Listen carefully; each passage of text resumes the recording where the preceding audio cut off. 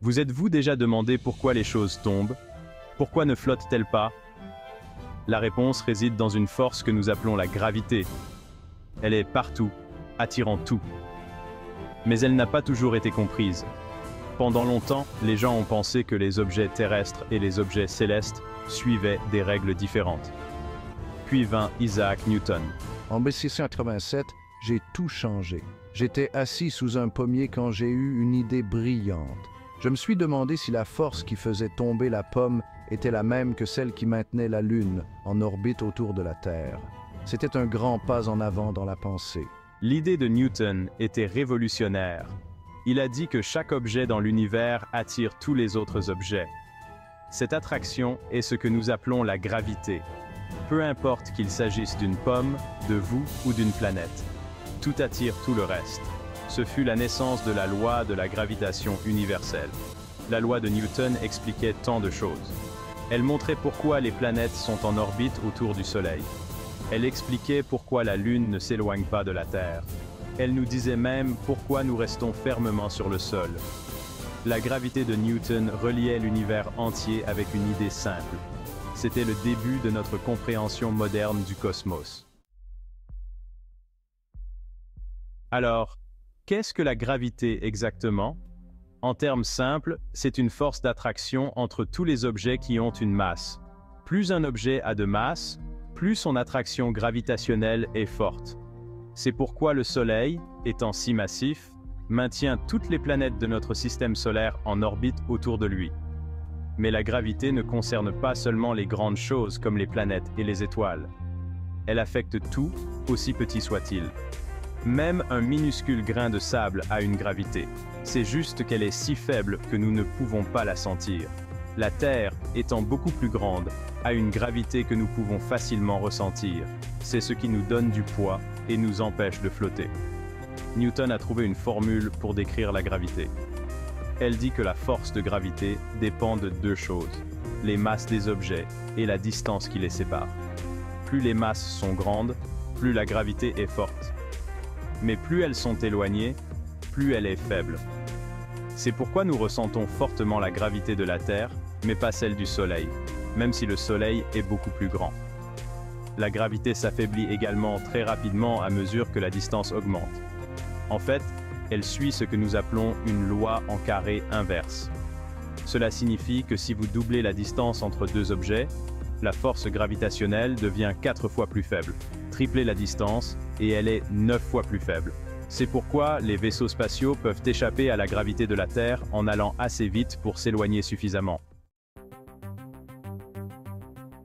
Pensons à une pomme qui tombe. Pourquoi tombe-t-elle droit vers le bas? C'est parce que la gravité de la Terre l'attire. Mais voici une chose intéressante. La pomme attire aussi la Terre. C'est juste que la Terre est tellement plus massive que nous ne remarquons pas son minuscule mouvement vers la pomme. Maintenant, imaginez que vous lanciez une balle. Plus vous la lancez haut, plus il lui faut de temps pour retomber. Et si vous pouviez la lancer si fort qu'elle tombe à la même vitesse que la Terre tourne en dessous d'elle, cette balle ne toucherait jamais le sol.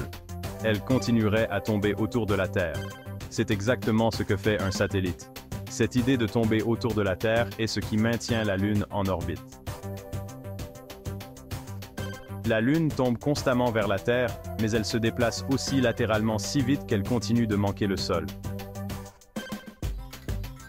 C'est comme un jeu de balles sans fin avec la gravité.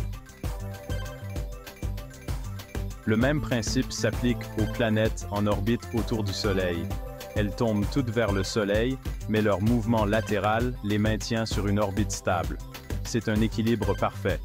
Si elles se déplaçaient plus lentement, elles tomberaient sur le Soleil. Si elles se déplaçaient plus vite, elles s'envoleraient dans l'espace. La gravité maintient cette danse cosmique en parfaite harmonie. Maintenant, soyons un peu mathématiques, mais ne vous inquiétez pas, nous allons faire simple. La loi de la gravitation de Newton peut s'écrire sous la forme d'une équation. F est égal à G multiplié par le produit de M1 et M2 divisé par R au carré. Ici, F est la force de gravité, G est un nombre constant, M1 et M2 sont les masses des deux objets, et R est la distance entre leurs centres.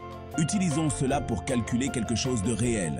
Disons que nous voulons connaître la force gravitationnelle entre la Terre et la Lune. Nous devons connaître leur masse et la distance qui les sépare. La masse de la Terre est d'environ 6 fois, 10 puissance 24 kg. Celle de la Lune est de 7,3 fois, 10 puissance 22 kg. Et la distance moyenne entre elles est de 384 400 km. En introduisant ces chiffres dans notre équation, G étant égal à 6,67 fois 10 puissance moins 11, nous obtenons une force d'environ 1,98 fois 10 puissance 20 newtons. C'est un grand nombre. C'est ce qui maintient la Lune en orbite autour de la Terre, au lieu de flotter dans l'espace. Cette même équation fonctionne pour deux objets quelconques dans l'univers, des pommes aux galaxies. N'oubliez pas, cependant, que cette force s'affaiblit avec la distance. Si nous doublions la distance entre la Terre et la Lune, la force ne serait qu'un quart aussi forte. C'est pourquoi la gravité semble si forte à la surface de la Terre, mais les astronautes de la Station spatiale internationale se sentent presque en apesanteur. Ils ne sont pas si loin de la Terre, mais c'est suffisant pour réduire considérablement la force gravitationnelle qu'ils subissent. Les orbites sont comme un numéro d'équilibriste cosmique. Elles se produisent lorsque la tendance d'un objet à se déplacer en ligne droite est parfaitement équilibrée par l'attraction gravitationnelle d'un autre objet. Imaginez que vous fassiez tourner une balle au bout d'une ficelle. La tension de la ficelle, comme la gravité, empêche la balle de s'envoler, tandis que le mouvement de la balle l'empêche de tomber directement. Dans l'espace, cela crée de magnifiques trajectoires elliptiques. Les planètes sont en orbite autour du Soleil. Les lunes sont en orbite autour des planètes et les satellites artificiels sont en orbite autour de la Terre. Mais que se passerait-il si un objet en orbite ralentissait? La réponse est fascinante. Si la Terre ralentissait soudainement sur son orbite, elle commencerait à spiraler vers le Soleil. En effet, les orbites sont une question d'équilibre. Ralentissez un objet et la gravité l'emporte, le rapprochant. Accélérez-le et il s'éloigne. C'est ainsi que les vaisseaux spatiaux naviguent dans l'espace. Ils utilisent des poussées de vitesse soigneusement calculées pour modifier leurs orbites, ce qui leur permet de visiter différentes planètes ou de revenir sur Terre. La beauté de la gravité de Newton est qu'elle explique à la fois les phénomènes quotidiens et les événements cosmiques. La même force qui fait tomber une pomme est celle qui maintient les galaxies ensemble. C'est un langage universel de la nature qui s'exprime dans la chute des gouttes de pluie et la danse des étoiles lointaines.